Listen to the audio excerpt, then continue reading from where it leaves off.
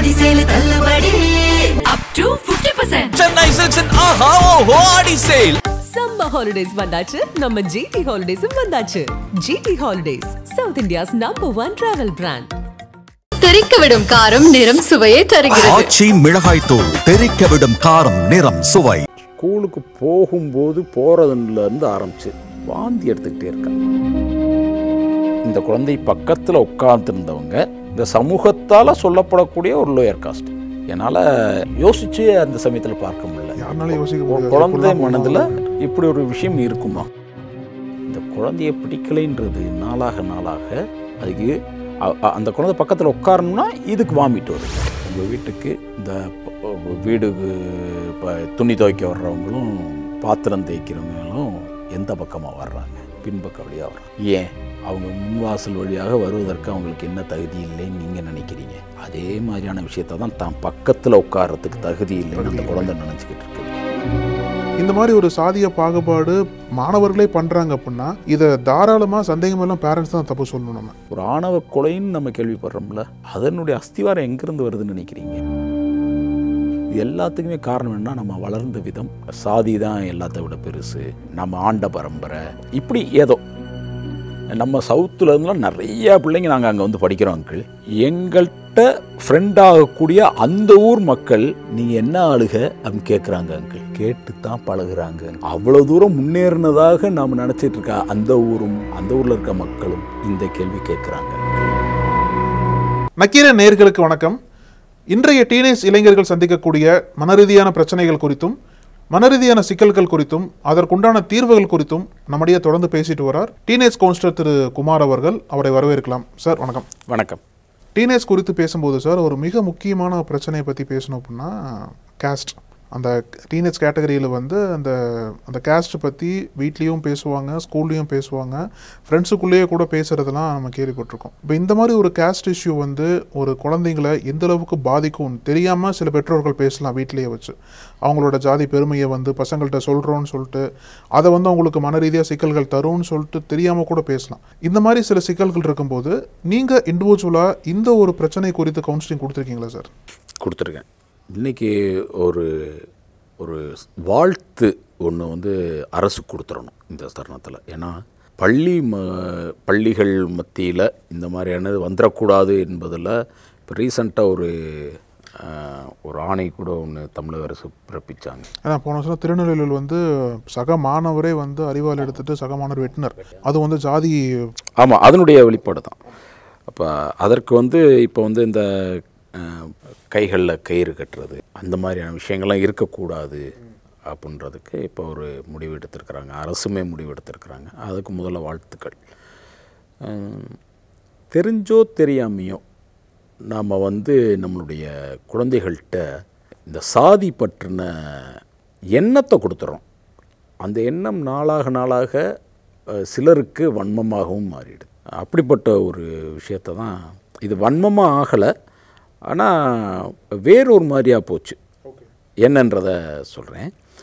ஒரு குழந்தைய பேரண்ட்ஸ் வந்து என்கிட்ட கூப்பிட்டு வர்றாங்க. கூப்பிட்டு வரும்போது என்ன சொல்கிறாங்கன்னா, பெண் குழந்தை கூப்பிட்டு வரும்போது என்ன சொல்கிறாங்கன்னா, சார் இந்த மாதிரி ஸ்கூலுக்கு போகும்போது போகிறதுலேருந்து ஆரம்பித்து வாந்தி எடுத்துக்கிட்டே இருக்கா, வாமிட் எடுக்கிறான். ஸ்கூல்லையும் அதேமாரி வாமிட் எடுக்கிறாளாமா. ஸ்கூலில் டீச்சர்ஸும் சொன்னாங்க. உடனே ஹாஸ்பிட்டல் கூப்பிட்டு போனோம். அங்கே எல்லாம் செக்கப் பண்ணிட்டோம், ஸ்கேனிங்னு எல்லாமே எடுத்தாச்சு. ஒன்றுமே இல்லைன்னு சொல்கிறாங்க. உடலில் எந்த பிரச்சனையுமே இல்லைன்னு சொல்லிட்டாங்க. ஆனால் வாந்தி தொடருது. அது சும்மா வாந்தி எடுக்காமல் நடிக்கிறதெல்லாம் இல்லை, வாந்தி உண்மையிலே எடுக்கிறாங்க அந்த பாப்பா.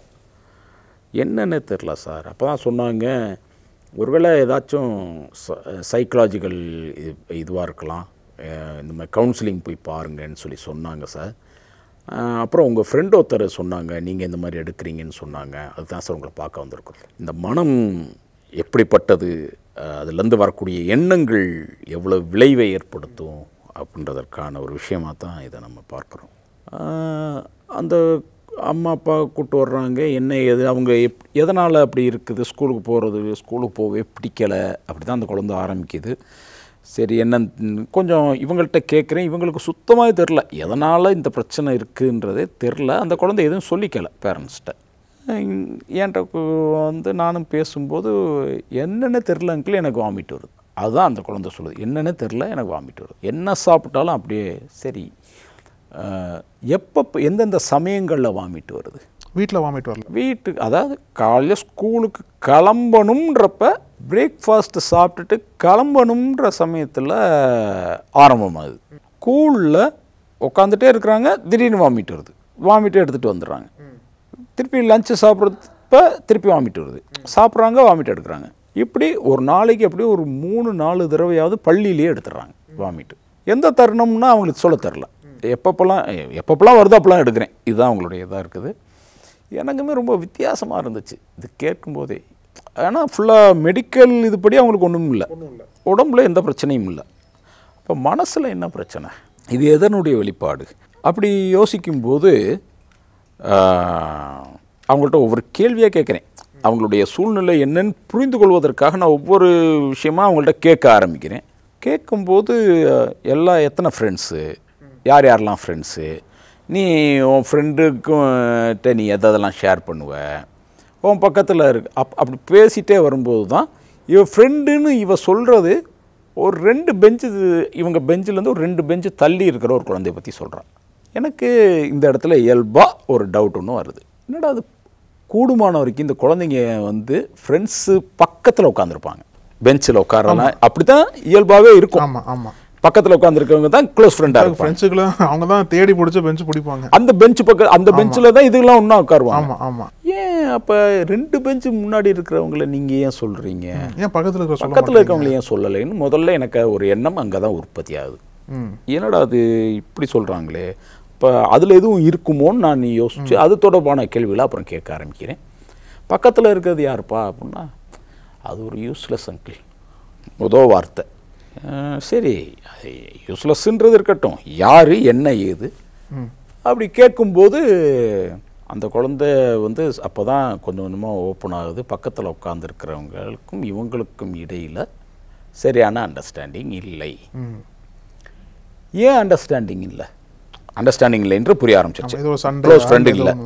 சரி, க்ளோஸ் ஃப்ரெண்டு இல்லாதவங்க பக்கத்தில் நீ ஏன் உட்காந்துருக்குற, தள்ளியில் உட்காந்துருக்கணும் அப்படின்னா, அந்த கிளாஸில் அந்த பள்ளியிலே என்ன ஃபாலோ பண்ணுறாங்கன்னா, இந்த அட்டண்டன்ஸு ரிஜிஸ்டரில் நேம் இருக்கும் இல்லையா, அதுபடி அவங்க வகுப்பில் உட்காரணும் அப்படின்றத தான் அவங்க ஃபாலோ பண்ணியிருக்கிறாங்க. அப்போ அதன்படி இந்த குழந்தை பக்கத்தில் உட்கார்ந்துருந்தவங்க இந்த சமூகத்தால் சொல்லப்படக்கூடிய ஒரு லோயர் காஸ்ட். என்னால் யோசிச்சு அந்த சமயத்தில் பார்க்க முடியல. யாருனாலும் யோசிக்க முடியாது. குழந்தை மனதில் இப்படி ஒரு விஷயம் இருக்குமா? விஷயமோட விஷம் தான் சொல்லணும். விஷம் ரைட். அது என்ன காரணம், ஏன் வந்தது அப்படின்னு பார்த்தோம்னா, அதுக்கு பின்னாடி எனக்கு இந்த ரீசன் கொஞ்சம் கொஞ்சமாக புரிய ஆரம்பிக்குது. இந்த சாதி என்பது தான் இதற்கான ஒரு காரணமாக இருக்குது. அந்த குழந்தைய பிடிக்கலை, இந்த குழந்தைய பிடிக்கலைன்றது நாளாக நாளாக அதுக்கு அந்த குழந்தை பக்கத்தில் உட்காரணும்னா இதுக்கு வாமிட் வருது, பக்கத்தில் உட்காருனா வாமிட் வருன்றது கடைசியில் ஸ்கூலுக்கு வரணும்னா வாமிட் வரும். ஆக்சுவலாக யூஸில் சொல்கிறது இந்த காரணம் தான். நான் கூட சண்டை போட்டுக்குவாங்க போல, அதனால் யூஸ் கோபத்தை சொல்கிறான்னு நினச்சேன். பின்னாடி ஜாதிய பாகுபாடு இருக்குது. பாகுபாடை எப்படி அதுக்குள்ளே போச்சு அப்படின்றதெல்லாம் பார்த்தோம்னா, அவங்க வீட்டில் பார்த்தோம்னா ஏதாவது ஒரு ரீசன் வீட்டில் இருந்து தான் இது ஆரம்பமாயிருக்குன்றது என்னுடைய ஒரு எண்ணமாக இருக்குது. ஆப்வியஸாக அதான் ரீசனாக இருக்கலாம். ஆமாம், ஏன்னா வாமிட் எடுக்கிற அளவுக்கு வந்திருக்கு அப்படின்னா எவ்வளோ விஷத்தை அந்த அந்த சமூகத்தால் கீழ் சாதின்னு சொல்லப்படக்கூடிய அந்த குழந்தைய மனிதர்களாகவே இன்னும் அவங்க பார்க்க ஆரம்பிக்கலைன்றதனுடைய விளைவு தான் இது. இந்த குழந்தைக்கு என்ன ஏஜ் சார்? டீனேஜ். இந்த குழந்தை 9வது என்னமோ படிக்கிறப்ப என்கிட்ட கூப்பிட்டு வர்றாங்க. அப்போ 9வது படிக்கிறதுக்கு முன்னாடியே வீட்டில் ஜாதியெல்லாம் பற்றி சொல்லி, நான் பெரிய சாதி, நம்ம பெரிய சாதி, அவங்கெல்லாம் தாழ்த்தப்பட்டவங்க, இதை பற்றி பேசும்போது அந்த பேரண்ட்ஸுக்கு அப்போ நான் பேரண்ட்ஸ்கிட்ட பேச ஆரம்பிக்கிறேன். ஏன்னா அவங்க கூப்பிட்டு வருதாங்க இல்லையா, அவங்கள்ட்ட நம்ம என்னன்றதை புலப்படுத்தணும். அப்போ நான் அவங்கள்ட்ட கேட்குறேன், உங்கள் பொண்ணு பக்கத்தில் யாரை உட்காந்துருப்பாங்க, ஸ்கூலில் என்ன ஏதுன்னு தெரியுமா, அதை பற்றி உங்கள்கிட்ட பேசியிருக்காங்களா? அதை பற்றிலாம் பேசுனது இல்லையா சார். ஏன் பேசலைன்றதுக்கான ரீசன் நீங்கள் கேட்டிருக்கீங்களா? உன் பக்கத்தில் யாரை உட்காந்துருப்பாங்க? இல்லை, அது யாரமோ இருக்காங்க, ஃப்ரெண்ட்ஸ் இருக்கிறாங்கன்ற மாதிரி விட்டுறா சார். நாங்கள் அதெல்லாம் ரொம்ப பெருசாக கேட்டுக்கல. அப்போ நான் அவங்கள்கிட்ட கேட்குறேன், சரி உங்கள் வீட்டில் யார் யாரெல்லாம் இருக்கிறாங்க அப்படின்னா நாங்கள் எனக்கு ஒரு 2 பொண்ணுங்க அவங்களுக்கு, இந்த பொண்ணு ஒன்று இன்னொரு பொண்ணு ஒன்று. அது போக எங்கள் அம்மா இருக்கிறாங்க, இந்த அப்பாவுடைய அம்மா, இந்த பொண்ணுடைய அப்பாவுடைய அம்மா இருக்கிறாங்க. அவ்வளோதான் சார். நாங்கள் 5 பேர் தான் அந்த ஃபேமிலியில் இருக்கோம். சரி, வேறு இப்போ 2 பேருமே வெளியில் வேலை பார்க்குறீங்க. அப்போ வேலைக்கெலாம் என்ன பண்ணுறீங்க? வீட்டு வேலையெல்லாம் பார்க்கணுமே, அதுக்கெல்லாம் என்ன பண்ணுறீங்க? அதுக்கு வீட்டில் வேலைக்கு ஆட்களை வச்சுருக்கோம் சார். 2 பேர் இருக்கிறாங்க. பாத்திரம் கழுவுறதுக்கு, அப்புறமேட்டு வந்து வீடு கூட்டுறதுக்கு இதுக்கு ஒருத்தவங்க இருக்கிறாங்க. துணிமணி துவைச்சி போகிறதுக்கு ஒருத்தவங்க இருக்கிறாங்க. அப்படியே பேசிகிட்டே இருக்கும்போது எப்படியோ அவங்க வந்து சொல்கிறாங்க, அவங்க வந்து சார் நம்ம வீட்டுக்கு புழக்கடை பக்கமாக வருவாங்க இல்லையா அப்படின்னு அவங்க சொல்கிறாங்க. பின்பக்கமாக வர்றது கூட சொல்கிறாங்க. பின்பக்கமாக வர்றது, புழக்கடை பக்கமாக வர்றது அப்படின்ற ஒரு யூசேஜ் சொல்லுவாங்க. அவங்க ஏன் புழக்கடை பக்கமாக வரணும்? இல்லை சார், அவங்க வந்து நம்ம வீட்டுக்குள்ளே நேரடியாக வர முடியாதுல்ல. ஏன் நேரடியாக வர முடியாது? இல்லை சார், நம்ம வேற ஆளுங்க, அவங்க வேற ஆளு இல்லை சார், அதனால் நேரடியாக வீட்டுக்குள்ளே வர மாட்டாங்க, பின்பக்கம் வழியாக தான் வருவாங்க. இப்போ புரியுதா அந்த குழந்தைக்கு எங்கேருந்து இது தொடக்கம் வந்திருக்கு, எங்கே உருவாகிருக்குதுன்றது எனக்கும் அப்போ தான் புரிய ஆரம்பிச்சது. சரி அப்படின்னு சொல்லிட்டு, அப்போ உங்கள் குழந்தை உண்மையிலேயே க்யூர் ஆகணும்னு நீங்கள் ஆசைப்பட்றீங்களா? இதுதான் என் கேள்வி அவங்கள்ட்ட. என்ன சார் இப்படி சொல்கிறீங்க? பிள்ளை நல்லான்றதானே சார் எல்லா பெற்றோரும் விரும்புவோம். நான் சொல்கிறது உங்களுக்கு ஏற்றுக்கொள்ள முடியுமா என்னன்னு தெரில. இதை நான் சொல்கிறேன், ஏற்றுக்கிட்டால் உங்கள் குழந்தைக்கு சரியாவதற்கான வாய்ப்புகளை அதிகப்படுத்துனீங்க நீங்கள். இல்லைன்னா இப்படியே நிறைய பேர் பார்த்துட்டே இருக்க வேண்டியது தான். அப்படின்னா என்ன சார் பெருசாக சொல்கிறீங்க, என்ன சார் சொல்லுங்கள் சார் அப்படின்னா, உங்கள் குழந்தை மனசில் நீங்கள் சாதி பற்றின ஒரு துவேஷத்தை வளர்த்துருக்குறீங்க. அது ஏற்புடையதே இல்லை. சாதி என்பதே பெரியவங்க பார்க்குறதே தவறுன்றதில் குழந்தை மனசில் கொண்டு போய் அப்படி ஒரு விஷத்தை கலந்துருக்குறீங்க. நாங்கள் ஒன்றுமே பண்ணலையே சார், நாங்கள் அப்படி பேசுனதே இல்லையே சார் அப்படிலாம் சொல்கிறாங்க. பேசணும், நம்ம நிறைய இடங்கள் என்ன நினைக்கிறோம், நான் பேசுனதுனால தான் புரிஞ்சுக்கிடுவாங்க, அப்படிலாம் இல்லை. நம்மளுடைய ஒவ்வொரு செயல்பாடையும் குழந்தைங்க கவனிச்சுக்கிட்டே இருக்கிறாங்க. ஒவ்வொரு செயல்பாடையும் நம்மளை மற்றவங்கள்ட்ட எப்படி பேசுகிறோம், யார்கிட்ட எப்படி நடந்துக்கிறோம் எல்லாத்தையும் பார்க்குறாங்க. நான் கேட்டேன், உங்கள் வீட்டுக்கு இந்த வீடுக்கு இப்போ துணி துவைக்க வர்றவங்களும் பாத்திரம் தேய்க்கிறவங்களும் எந்த பக்கமாக வர்றாங்க? பின்பக்க வழியாக வர்றாங்க. ஏன்? அவங்க முன்வாசல் வழியாக வருவதற்கு அவங்களுக்கு என்ன தகுதி இல்லைன்னு நீங்கள் நினைக்கிறீங்க? அதே மாதிரியான விஷயத்தை தான் பக்கத்தில் உட்கார்றதுக்கு தகுதி இல்லைன்னு அந்த குழந்தை நினச்சிக்கிட்டு இருக்குது. இப்போ முன்வாசல் வழியாக வந்தால் என்ன ஆகிடப்போகுது? அவங்க தான் வீடு ஃபுல்லாக கூட்டுறாங்க, அவங்க விளக்குற பாத்திரத்தை தான் யூஸ் பண்ணுறீங்க, அதெல்லாம் ஏற்றுக்குவீங்க. அவங்க முன்வாசல் வழியாக மட்டும் ஏற்றுக்க முடியாதா? அப்படின்னா பேரண்ட்ஸ் அப்படியே உட்காந்துருக்குறாங்க. அவங்களுக்கே அப்போ தான் ரியலைசேஷன் நடக்க ஆரம்பிக்குது. ஆனால் சார் இது ரியலைஸ் பண்ணாமல் பண்ண மாதிரி தெரியலையே சார், வேணும்னே குற்றம் பண்ணுற மாதிரி பண்ணுறாங்களே சார் பேரண்ட்ஸ். இதில் அது அவங்க வளர்ந்த சூழ்நிலை, அவங்களையுமே நம்ம நேரடியாக ப்ளேம் பண்ண முடியாது. அவங்க வந்து பரம்பரையாக மிகப்பெரிய பணக்கார குடும்பம், பரம்பரையாகவே பணக்கார அந்த ஒரு எப்படி சொல்லலாம், அந்த மிராசுதார் குடும்பம் மாதிரி ஒருத்தவங்க. அவங்க வீடுகளில் வர்றவங்க எல்லாருமே அப்படி தான் வந்து போயிட்டு இருந்துருக்குறாங்க. அவங்க தாத்தா பாட்டி காலத்துலேருந்து அப்படி தான் பழக்கமாக இருந்திருக்குது. அதை இவங்களை அப்படியே ஃபாலோ பண்ணிகிட்ருக்குறாங்க. அது அவங்களுக்கு அது தவறுன்னு தெரியலை, அவங்களுக்கு அது தவறுன்னு தெரியலை. ஆனால் அவங்களுடைய செயல்பாடுகள் உணர்த்தினது எல்லாமே இதுதான். அந்த குழந்தைக்கு வந்து ஏதோ உணர்த்தி இருக்குது, இவங்க நம்மெல்லாம் பெரிய ஆளுங்க, இவங்கெல்லாம் கீழே, இவங்க முன்வாச வழியாக கூட வரக்கூடாதவங்க, பின்வாச வழியாக தான் உள்ளுக்குள்ள வரணும். இவங்க நான் பாத்திரம் தேய்க்கிறாங்களே சார், அதெல்லாம் என்ன சார் பண்ணுவீங்க அப்படின்னா, நாங்கள் திருப்பி கழுவி எடுத்து வச்சுருவோம் சார் அப்படின்றாங்க. அவங்க இயல்பாகவே அப்படி தான் சொல்கிறாங்க. அவங்க பாத்திரம் அவங்க தான் கழுவி வச்சுட்டு போயிருக்காங்களே, அது நீ திருப்பி கழுவணும், அது நீங்களே கழுவி போகலாமே. சரி, அப்போ நான் கேட்டேன் அவங்கள்ட்ட, சரி அது ரைட்டு, அப்போ வீட்டை வந்து கூட்டி கழுவி விட்டுட்டு போகிறாங்களே, திருப்பி உட்காந்து கழுவுவீங்களா அப்படின்னு கேட்டேன். அது எப்படி சார் முடியும்? அப்போ இது தெரிஞ்சோ தெரியாமையோ இந்த சாதி என்னக்கூடிய ஒரு விஷயத்தை நீங்கள் கொஞ்சம் கொஞ்சமாக உங்கள் குழந்தைகிட்ட கொடுத்துட்ருக்கீங்க. நீங்கள் முன்வாசல் வழியாக வருவது தவறு இல்லை, அப்படி வர்றதை பற்றி நீங்கள் நினைக்கவே இல்லைன்னா கூட அப்படி ஒரு எண்ணத்தை நீங்கள் உங்கள் குழந்தைகிட்ட கொடுத்துருக்குறீங்கல்ல. அதே மாதிரி தான் என் பக்கத்தில் உட்கார்றது தேவையில்றது அப்படின்னு அந்த குழந்தை நினச்சிக்கிட்டு இருக்குது. அப்படின்றத அவங்கள்ட்ட சொல்லி கொஞ்சம் கொஞ்சமாக அவங்களுக்கு அந்த நான் என்ன சொன்னேன்னா, முதல்ல உங்கள் வீட்டு வேலைக்காரங்களை வாசல் வழியாக வர வைக்க முடியுமான்னு பாருங்கள். அதை அந்த குழந்தை பார்க்கட்டும். கொஞ்சம் மரியாதையோடு நடத்துங்க கொஞ்சம் உங்களை. அவள் காதுபட நீங்கள் பேசுங்க. என்னம்மா வீட்டில் எல்லோரும் நல்லா இருக்காங்களா, குழந்தைகள்லாம் நல்லா இருக்குதா, உனக்கு ஏதாச்சும் வேணும்னா கேளுமா, நம்ம செஞ்சு தருவோம்மா அப்படின்ற மாதிரி நல்ல விஷயங்கள் அந்த அவங்களுக்கு நீங்கள் நல்ல விஷயங்கள் அவங்க கூட பேசுகிறீங்க, அவங்க கூடயும் இணைந்து தான் நாம் பழகிக்கிட்டு இருக்கிறோம்ன்றது குழந்தைக்கு புரிய வைங்க. நாம் எங்கேயோ இருக்கோம், அவங்க எங்கேயோ இருக்காங்கன்ற மாதிரியான எண்ணத்தை கொடுத்ததுனால விளைவு அது பக்கத்தில் உட்காந்தாலே இதுகளுக்கு வாமிட்டு வருது. அந்த அளவுக்கு அருவருப்பான விஷயங்களை பேரண்ட்ஸ் அருவருப்புன்னு நினச்சி சொல்கிறாங்க. அந்த குழந்தை அவங்க சொல்லியிருக்காங்களோ இல்லையோ இவளாக அப்படி எடுத்துக்கிட்டது தான் இப்போ முக்கால்வாசி இவளாக எடுத்துக்கிட்டது தான். அப்படின்றப்ப அவங்க யோசித்தாங்க, பேரண்ட்ஸு யோசிச்சுட்டு சரி சார் நாங்கள் பண்ணி பார்க்குறோம் அப்படின்னு சொல்லிட்டு அவங்க முதல்ல அதே ஒரு மாற்றமாக நான் யோசித்தேன். ரைட், நல்ல வேலை அதை அவங்க மாற்றிக்கிறோம்னு சொன்னதே பெரிய விஷயந்தான். ஏன்னா பின்பக்க வழியாக இன்னமும் வர வைக்கிற மாதிரியான ஒரு செயல்பாடுகள் இன்னமும் நடந்துகிட்டு இருக்குதுன்றத எனக்கும் அந்த உணர்த்தின ஒரு சார். இப்போ இருக்கக்கூடிய காலகட்டத்தில் வந்து நான் மாற்றிக்கிறேன்னு சொல்கிறதே ஒரு பெரிய இதுதானே சார். மாற்றிக்கிறேன்னு சொல்கிற அளவுக்கு எதுக்காக நீங்கள் இருக்கீங்க, மாறணும்ல நீங்கள். ஏன்னா பேரண்ட்ஸ் பொதுவாக வந்து இப்போ டெய்லி செய்திகளில் பார்க்குறோம், நம்ம ஸ்கூல்ஸில் பார்க்குறோம், இந்த மாதிரி ஒரு சாதிய பாகுபாடு மாணவர்களே பண்ணுறாங்க அப்படின்னா இதை தாராளமாக சந்தேகமெல்லாம் பேரண்ட்ஸ் தான் தப்பு சொல்லணும். நம்ம சமுதாயம் ஒரு பக்கம் இருந்தாலும் அங்கே தொடக்க புள்ளி பேரண்ட்ஸ் தானே சார். இங்கே அவங்க மாற்றிக்கிறேன்னு சொன்னாலும் அந்த மாறுதல் என்பது எல்லாத்துக்கும் எதுக்கு வரமாட்டேங்குது? பேரண்ட்ஸ் மாற்றிக்கணும் சொல்கிறதே தப்பு தானே அப்படின்னு நீங்கள் சொன்னீங்க இல்லையா, அதில் வந்து நான் ஒரு விஷயம் மட்டும் ஆட் பண்ணுறேன். என்னன்னு கேட்டிங்கன்னா, அது தப்புன்னே தெரியாமல் வளர்ந்தவங்க அவங்க இப்போ ரியலைசேஷன் கிடச்சி மாறணும்னு நினைக்கிறாங்க. அப்போ அது தப்பு இல்லை, மாறணும்னு நினச்சது நல்ல விஷயம், சரிங்களா?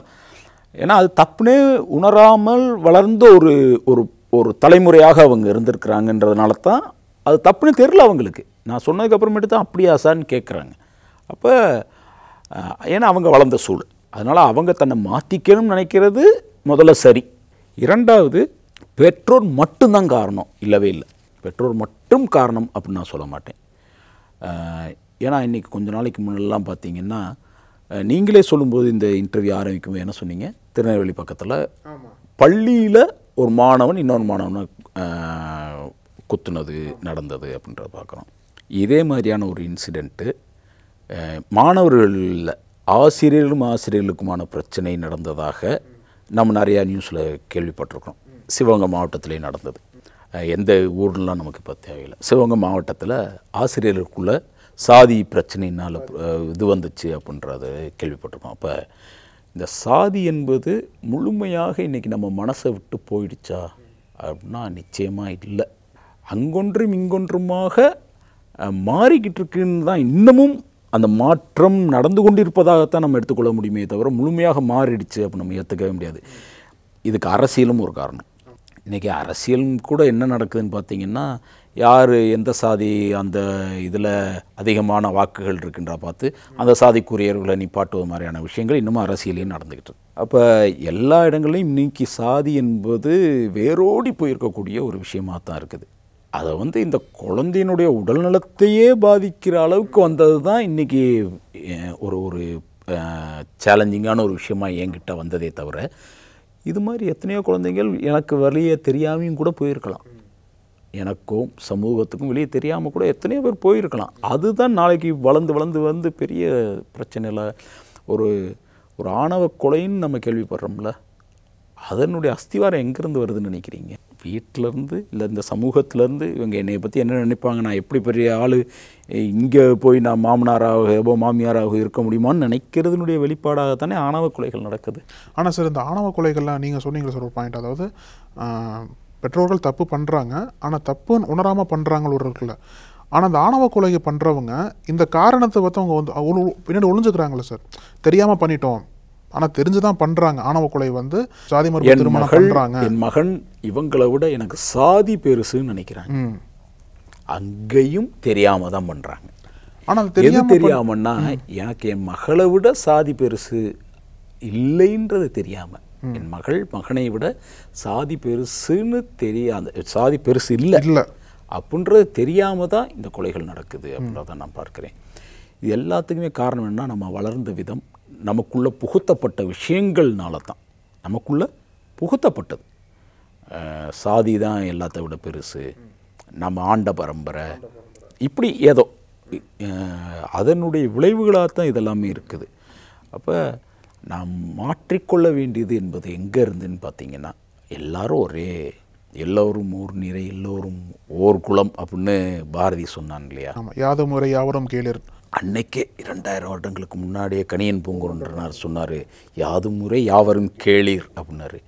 அப்போ இதையெல்லாம் நாம் உணரும் பொழுது நிச்சயமாக இந்த சாதி என்பது இன்னொரு பக்கம்.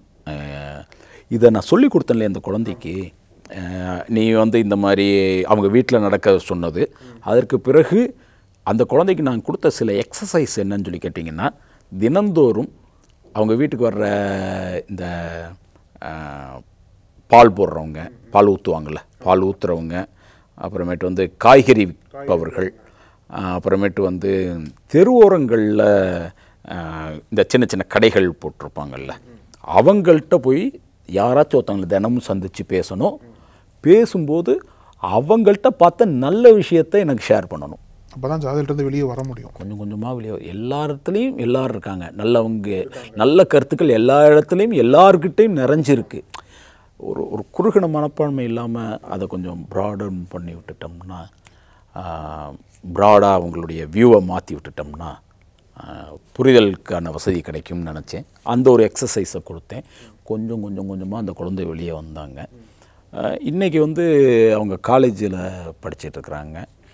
நான் இப்போ விளையாட்டாக அவங்கள்ட்ட எப்போயாவது பார்த்து, எங்கள் ஊருக்குன்றப்ப விளையாட்டாக பக்கத்தில், எங்கள் ஊர் பக்கத்தில் இருக்கக்கூடிய ஒரு வில்லேஜ், முக்கியமாக அது ஒன்று சொல்லணும். நான் கிராமப்புறங்களில் இது ரொம்ப அடர்த்தியான ஒரு விஷயமாக இன்னமும் இந்த சாதி என்பது தெரிஞ்சோ தெரியாமலோ அப்படியே தான் உள்ளுக்குள்ளே இருக்குதுன்றதை நம்ப. ஏன்னா இது நடந்தது ஒரு பக்கத்தில் நடந்த ஒரு இடம், கிராமப்புறங்களில். அப்போ அந்த பொண்ணு இந்த பக்கத்தில் வர்றப்போ பார்த்து பேசும்போது, இப்போ காலேஜ் எங்கே படிக்கிறாங்கன்னா வெளியூரில், இன்னொரு ஊரில் படிக்கிறாங்க. அந்த ஊரை பற்றி நான் ஊர் எந்த ஊர்னு சொல்லலை. அப்போ அவங்க என்கிட்ட ஷேர் பண்ண விஷயத்தை மட்டும் சொல்கிறேன். அங்கிள், ஊர் பெரிய ஊர் அங்கிள், பல வகையிலையும் பல இன்ஸ்டிடியூஷன்ஸ் இருக்குது. நம்ம சவுத்தில் இருந்தெலாம் நிறையா பிள்ளைங்க நாங்கள் அங்கே படிக்கிறோம் அங்கிள். எங்கள்கிட்ட ஃப்ரெண்டாகக்கூடிய அந்த ஊர் மக்கள் நீங்கள் என்ன ஆளுக அப்படின்னு கேட்குறாங்க அங்கிள். கேட்டு தான் பழகுறாங்க அங்கிள். அவ்வளோ தூரம் முன்னேறினதாக நாம் நினச்சிட்ருக்க அந்த ஊரும், அந்த ஊரில் இருக்க மக்களும் இந்த கேள்வி கேட்குறாங்க அங்கிள். அப்போ இதில் மட்டும் வளர்ந்த ஊர், வளராத ஒரு வில்லேஜ், அது இது எல்லாத்தையும் தாண்டின ஒரு விஷயமாக இந்த சாதி என்பது இருக்குது. ஜாதின்னு பார்க்கும்போது நம்ம குறுகிய பார்வையாக தான் இன்னும் வச்சுருக்கோம் நம்ம. அப்போ மற்றவங்கள பற்றி நம்ம ஒன்றும், நம்மள்கிட்ட வர்றவங்களுக்கு தான் நம்ம பேச முடியும், வராதவங்கள்ட்ட நம்ம எதுவுமே பேச முடியாது. அப்படின்றப்ப இந்த விஷயத்தை அந்த குழந்தைக்கு சொல்லி கொடுத்தேன். அந்த பொண்ணு இன்றைக்கி என்கிட்ட சொல்கிறா, அங்கேயும் இருக்குது அங்கிள், நல்ல வேலை நான் தப்பிச்சிட்டேன் அப்படின்ற ஒரு விஷயத்த அவள் சொன்னான். ஹெல்த்லேயும் அவளுக்கு இம்ப்ரூவ்மெண்ட் வந்தது, அப்புறம் வாந்தியெல்லாம் வர்றது கொஞ்சம் கொஞ்சமாக நின்றுது அப்படின்றது. இன்னைக்கு நல்லா இருக்கிறாங்க. ரைட் சார், ரொம்ப நன்றி சார் கருத்துக்களுக்கு. நன்றி.